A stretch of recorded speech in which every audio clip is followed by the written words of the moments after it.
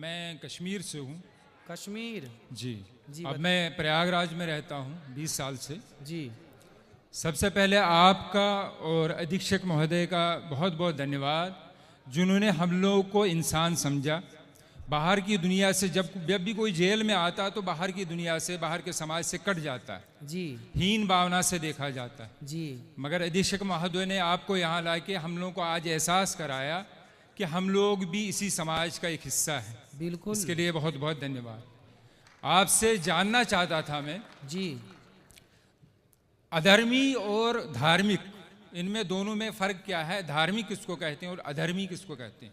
धार्मिक और अधार्मिक, जी धर्मी और अधर्मी जी किसे कहते हैं? जी जो दूध पीता हो जी वो तो धार्मिक है, जी जो शराब पीता हो वो अधार्मिक है, जी जो गाय को माता मानता है जी वो धार्मिक है, जी जो गाय की हत्या करता है वो अधार्मिक है। जी जो जीव मात्र में दया रखता हो, सबके प्रति दया, जी जो चींटी से लेकर हाथी तक पर दया करता हो, सब पर दया का भाव जिसका है वो धार्मिक है।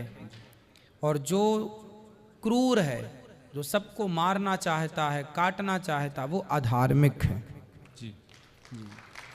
अब जानना ये चाहता हूँ जी कि बताया जाता है, आप ही कहते हैं कि किसी की हत्या या किसी के बुरा नहीं सोचना चाहिए। जी इसका मतलब है कि अक्सर हमने देखा है भजनों में या आखिर में पूजा में होता है कि अधर्म का नाश हो।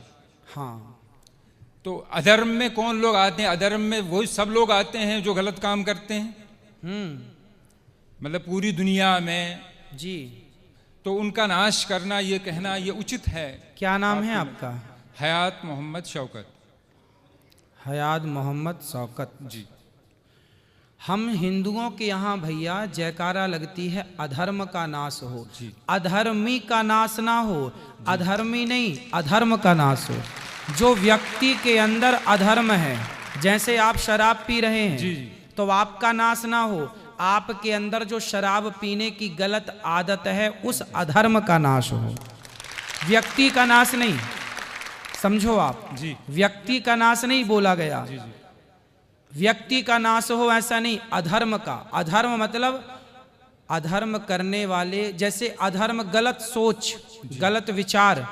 जैसे दूध पीना धर्म है, शराब पीना अधर्म है, तो शराब मत पी भैया, पी रहा है तो छोड़ दे और दूध पर आ जा। तो अधर्म का नाश हो का मतलब है व्यक्ति का नाश नहीं, व्यक्ति के भीतर की बुराई। इसलिए तो सनातन संस्कृति श्रेष्ठ है मेरे भाई, कि हम हिंदू, हम सनातनी व्यक्ति का नाश नहीं चाहते, उसके अंदर की बुराई का नाश चाहते हैं। थोड़ा सा और समझ चाहूँगा मैं। जी। अगर आपकी नज़र में इसका अर्थ मैं इतना समझा हूँ, बड़े ही मतलब रेस्पेक्टली आपसे कह रहा हूँ मैं, जी कि सनातन धर्म बहुत अच्छा है। जी इसका अर्थ यही समझ पाया हूँ मैं, जी जी कि इसमें किसी की हत्या नहीं चाहते। बिल्कुल बिल्कुल। फिर हमारा देश ऐसा क्यों नहीं करता? हथियारों पे करोड़ों नहीं अरबों रुपया खर्च किया जाता हथियार खरीदने के लिए। ठीक है। किस लिए खरीदा जाता है हथियार जी गुरुजी? जी कि हम दुश्मन से अपनी सुरक्षा करें। बिल्कुल बिल्कुल। फिर ऐसा क्यों नहीं करते कि हम लोग सबको कहें, अगर मुझे कोई मारने आए, जैसे आप कहते हैं कि हत्या पाप है, अगर मुझे कोई मारने आए, कत्ल करने आए, क्या मैं उससे ये कहूं कि भैया मैं सनातनी हूं, तुम मुझे मार दो मगर मैं तुम्हारे ऊपर हाथ नहीं उठा सकता? ना, इसकी परिभाषा समझनी पड़ेगी। हमारे हाथ में यदि माला है तो समय आने पर भाला भी हो सकता है। यदि हमारे मन में, देखिए हमारे हृदय में दया है, हमारे हृदय में जी दया है, कायरता नहीं है। हम आपको देखेंगे कि आप दया के योग्य हैं तो आप पर दया करेंगे, और यदि देखेंगे कि आप दया के योग्य नहीं हैं तो घर में घुस के हनुमान जी लंका भी जलाते हैं। नहीं, मुझे अभी सवाल करना है बेटा।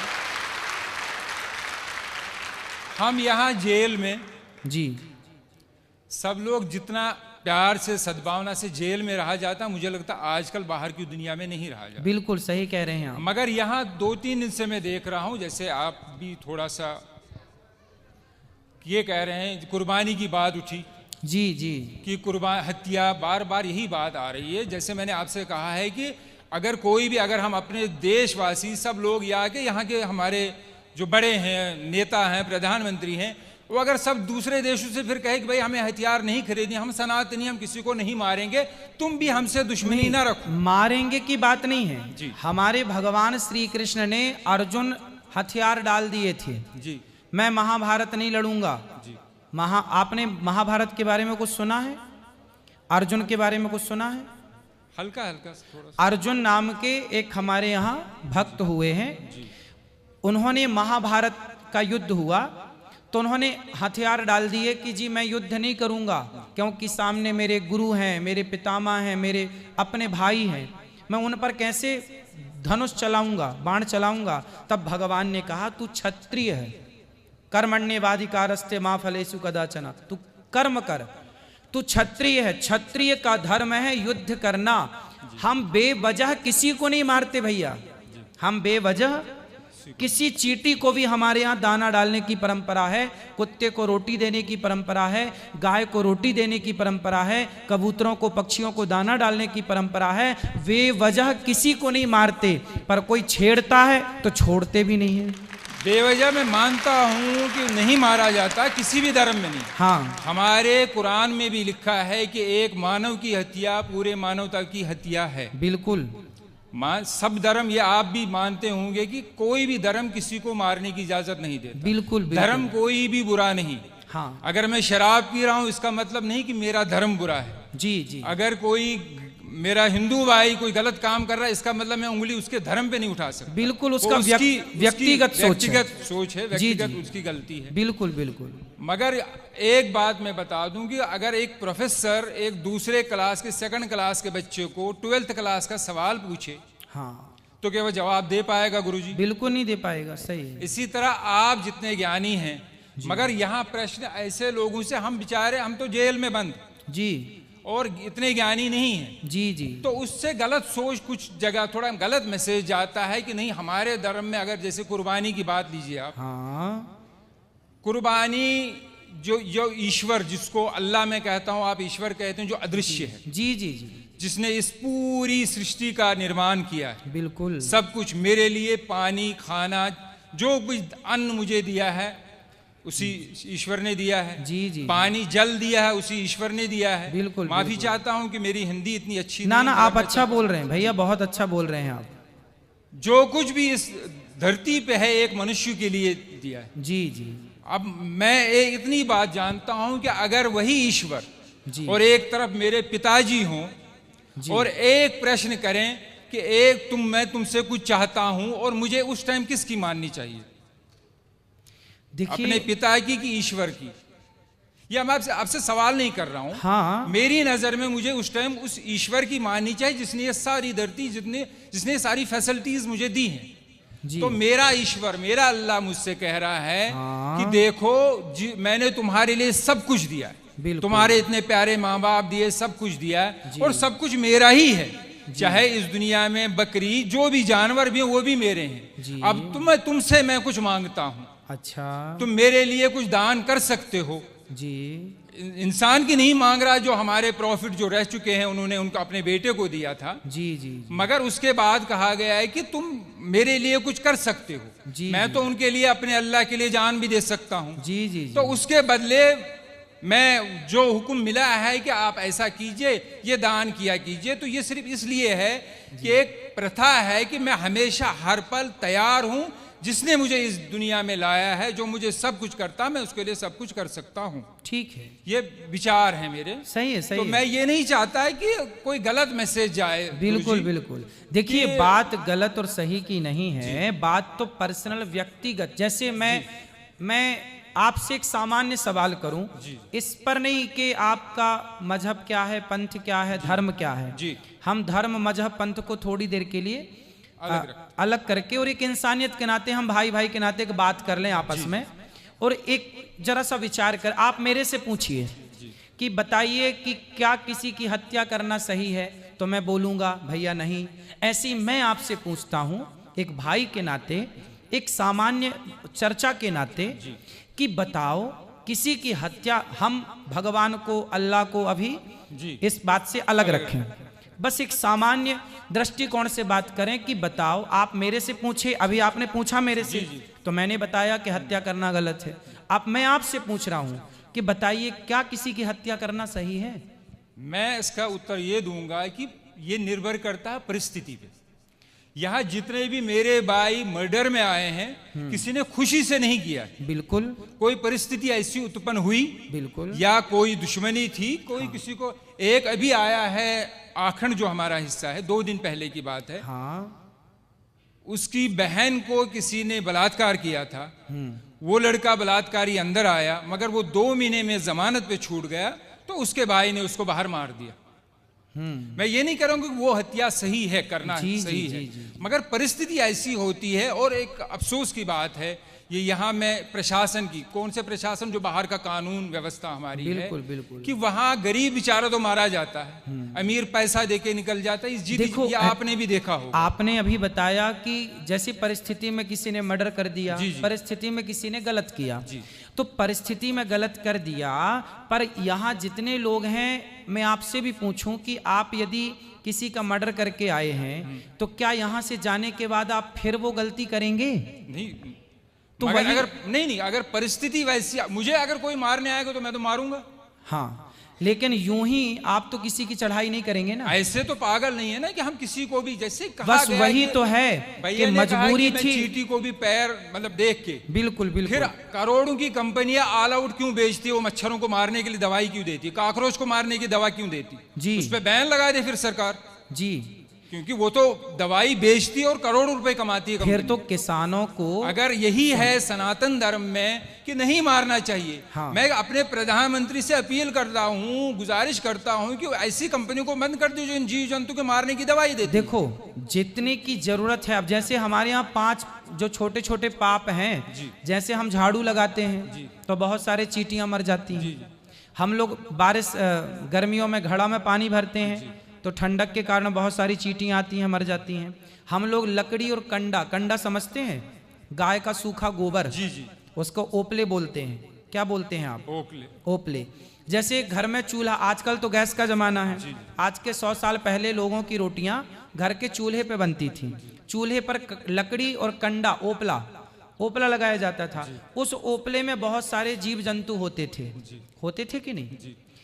तो वो मारे जाते थे जब हम रोटी बनाते थे। तो ऐसे कुछ सामान्य पाप हैं जो हमसे नित्य होते हैं। जैसे हम चल रहे हैं, चींटियां मर जाती हैं। किसान खेत में चने बोता है, इल्ली लग जाती है तो दवाई का छिड़काव करके इल्लियों को मारना पड़ता है। मारना पड़ता क्योंकि वहां मारने की इच्छा नहीं है, वहां पर मजबूरी है। बात समझ रहे हैं? किसान यदि इल्ली ना मारे तो इल्ली पूरी फसल मार देगी। यदि आप लकड़ी और कंडे की, चींटी और लकड़ी और कंडे के जीवों के लिए सोचें तो आप भूखे मर जाएंगे, रोटी बना ही नहीं पाएंगे। तो जो सामान्य पाप होते हैं आपसे, हमसे, वो जानकर नहीं करते हम, वो मजबूरी है। बात समझ रहे हैं आप? वो मजबूरन करना पड़ता है।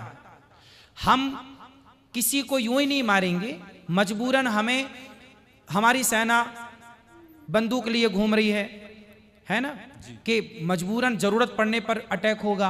उसी तरह से हम जानबूझकर किसी को नहीं मारते, मजबूरी पे मारना पड़ता है इल्ली को, मच्छर को, मक्खी को। उसी तरह मजबूरी है तो इनको मारा गया। हम बेवजह नहीं मारते किसी को। बात ये नहीं है कि आप क्यों मारते हैं, बात ये है कि वे वजह क्यों मारते हैं। बस बात ये है, वे वजह।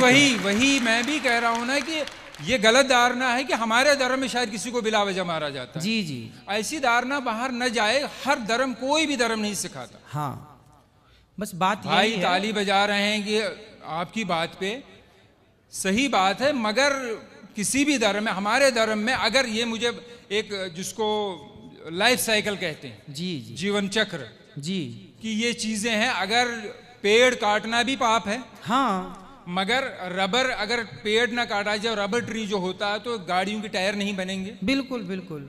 जिस वो आवश्यकता है, जिस गद्दी पे आदमी बैठ, आवश्यकता है, बिल्कुल, तो रीजन है। मगर जब मारा जाएगा, जब वो जानवर काटा जाएगा, तभी उसकी खाल निकलती है, तभी उसको, बहुत से लोगों का जीवन चलता है, जूते चमड़े का कारोबार ये सब चलता है, तो उसी ऊपर वाले ने दिया है। उसी ने अगर हमें परमिशन दी है कि आप इसको मार के कुर्बानी या खा सकते हैं, तो इसमें मेरी नजर में कोई गलत बात नहीं। ठीक है, आप यदि रीजन दे रहे हैं तो ठीक नहीं, है। रीजन मैं आपकी बात को काट नहीं रहा हूँ, साइंटिफिकली एक प्रूफ है। हाँ। गुरुजी आखिरी बात कर रहा हूँ जी जी जी। कि जो शाकाहारी जानवर होता है उसके जो टीथ होते हैं, दांत होते हैं, वो सपाट होते हैं जी। और जो मांसाहारी होता है, चाहे वो कुत्ता हो चाहे वो शेर हो, जो मांस खाता है जी जी उसके 4 दांत नोकीले होते हैं जी। मगर ऊपर वाले ने मनुष्य को भी 4 नोकीले दांत दिए हैं।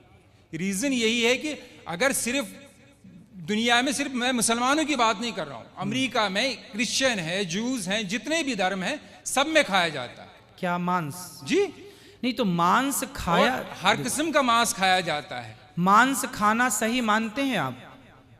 जब परमिशन, जब मुझे मेरे ईश्वर ने, जिसने मुझे जना है, उसने परमिशन दी है, तो तब हाँ, तो मैं कोई बात माना नहीं आपके हिसाब से सही है, पर हम हिंदुओं के हिसाब से, हम देखो मांसाहारी जो कुत्ता होता है ना, जितने भी मांसाहारी जानवर हैं वो जिह्वा से पानी पीते हैं। कुत्ता चाट कर पानी पीता है, शेर चाट कर पानी, बिल्ली चाट कर। लेकिन जो शाकाहारी जानवर हैं, बकरी है, गाय है, ये होंठों से, मुंह से पानी पीते हैं।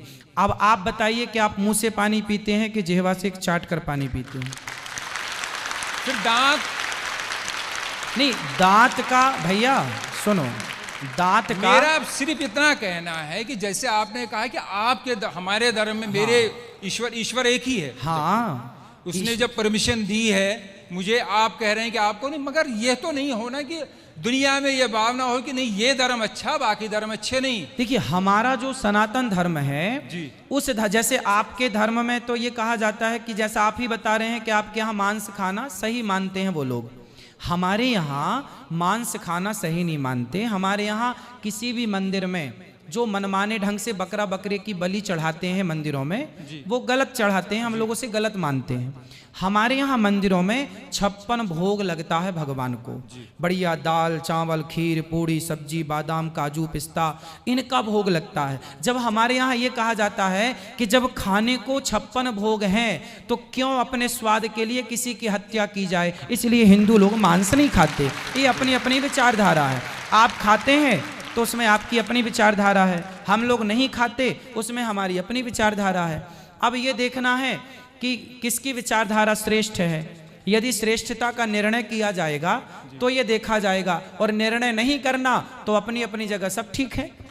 जी यही मैं कह रहा हूँ। आखिरी बात, हाँ, जैसे आपने कहा कि मैं आपके धर्म को इसलिए बुरा नहीं कह सकता ना कि ये लोग देखो मांस नहीं खाते, तो दूसरा धर्म वाला ये क्यों कहे कि देखो ये मांस खाते इसलिए बुरा है।